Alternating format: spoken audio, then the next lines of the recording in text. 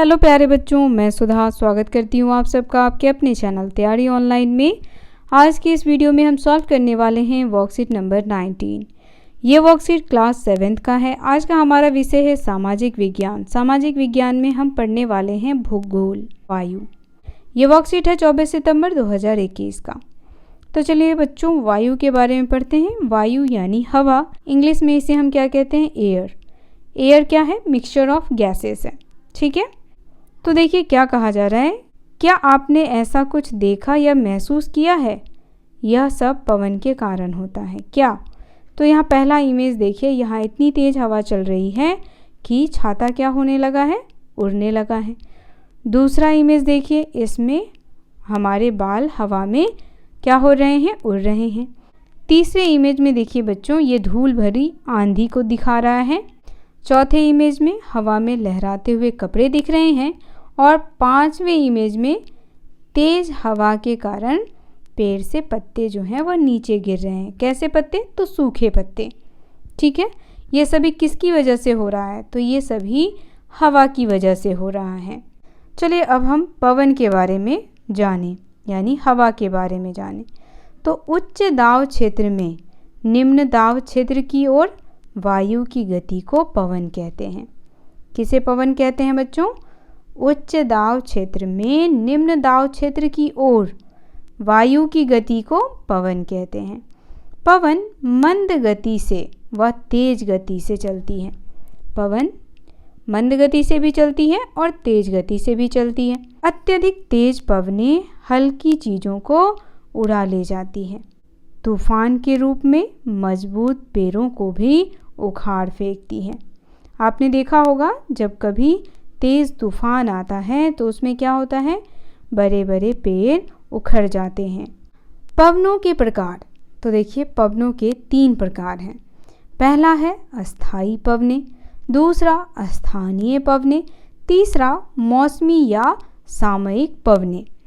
तो सबसे पहले हम जानेंगे अस्थायी पवनें क्या होती हैं। देखिए अस्थायी यानी एक ही जगह स्थिर रहने वाला, शब्द से ही हमें समझना चाहिए। अस्थायी कहने का अर्थ होता है एक ही जगह स्थिर रहने वाला। ये वर्ष भर लगातार निश्चित दिशा में चलती रहती है। एक ही दिशा में ये पवनें चलती रहती हैं, जिसे हम कहते हैं व्यापारिक पवनें या पछुआ पवनें या ध्रुवीय पवनें। दूसरा है अस्थानीय पवनें। अस्थानीय पवनें कहने का अर्थ है उस स्थान पर बहने वाली पवन, कहते हैं अस्थानीय पवनें। तो इस प्रकार की जो पवनें होती हैं वह स्थल व समुद्र की ओर से बहती हैं। अब उत्तर भारत में गर्मी के मौसम में जो पवनें चलती हैं उन्हें हम गर्म व सूखी पवन या लू कहते हैं। हम सब ने मई और जून में चलने वाली पवनों को देखा है। वह कैसी पवनें होती हैं बच्चों? बहुत ही गर्म होती हैं, सूखी होती हैं और उसी मौसम में लोगों को ज़्यादातर लू लग जाया करता है। तीसरा हमारा है मौसमी या सामयिक पवनें।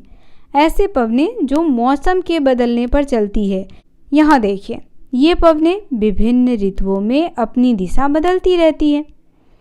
उदाहरण के लिए भारत में मानसूनी पवनें। जब मानसूनी पवनें आती हैं तो क्या होता है? बहुत बारिश होता है।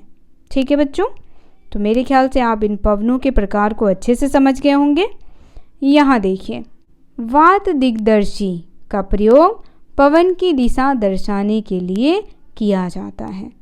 पवन किस दिशा की ओर चलती है, इसे दर्शाने के लिए किसका प्रयोग किया जाता है बच्चों? वात दिग्दर्शी का। अब हम पढ़ेंगे प्रमुख वायु दाब पेटियां एवं पवनें। तो यहाँ देखिए, वायु दाब में अंतर पवन प्रणाली की उत्पत्ति का प्रमुख कारण है। वायु हमेशा उच्च दाब वाले क्षेत्र से निम्न दाब वाले क्षेत्र में चलती है। पहला दिया गया है भूमध्य रेखीय निम्न दाब डोलड्रम। इसके बारे में जान लेते हैं। तो यह भूमध्य रेखा के 5 डिग्री उत्तर और 5 डिग्री दक्षिण तक फैला हुआ है। इस क्षेत्र में पूरे वर्ष तापमान अधिक रहता है, यानी गर्मी वहाँ अत्यधिक होती है। इसीलिए वायु दाब हमेशा कम रहता है मौसम परिवर्तन के साथ साथ इन पेटियों में भी उत्तर और दक्षिण क्रम खिसकाव होता रहता है। यानी जब मौसम दाब जो है वह जैसे जैसे बदलता है वैसे वैसे मौसम में भी बदलाव आता है। सर्दी, गर्मी, जाड़ा, वर्षा, इस तरीके से मौसम भी बदलते रहते हैं। दूसरा हमारा है उपोष्ण उच्च दाब। चलिए इसके बारे में पढ़ते हैं। इसे हार्श अक्षांश भी कहते हैं। यह उत्तरी गोलार्ध में 30 डिग्री उत्तरी अक्षांश और दक्षिणी गोलार्ध में 30 डिग्री दक्षिणी अक्षांश के आसपास स्थित है। यहाँ का तापमान जो है वो बच्चों सबसे अधिक होता है।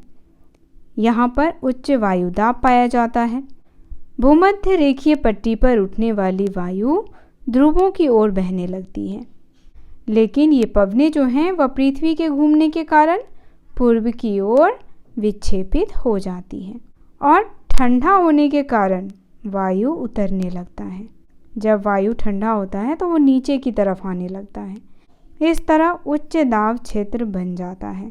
यहाँ से जो पवनें भूमध्य रेखा की ओर चलती है उन्हें व्यापारिक पवनें कहा जाता है और जो ध्रुवों की ओर चलती है उन्हें कहा जाता है सनातन पछुआ पवन।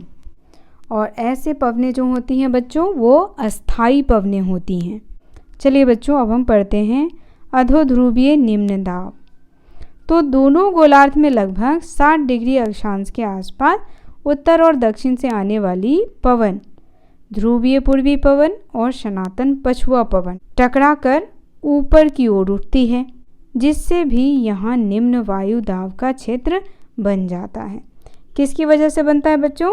तो ध्रुवीय पूर्वी पवन और सनातन पछुआ पवन के आपस में टकराने से। यहाँ तापमान कम होने के बाद भी वायु दाब कम पाया जाता है। अब हम जान लेते हैं ध्रुवीय उच्च दाब के बारे में। तो यह दोनों गोलार्धों में 80 डिग्री और 90 डिग्री अक्षांशों के बीच स्थित होता है। बहुत कम तापमान के कारण पूरे वर्ष ध्रुवों पर उच्च दाब बना रहता है। यहाँ निम्न वायु दाब क्षेत्र की ओर ध्रुवीय पवन चलती हैं। बच्चों आप यहाँ ये इमेज देख सकते हैं। इस इमेज से भी आप इसे समझ सकते हैं। प्रमुख वायु दाब पेटियाँ एवं पवनें।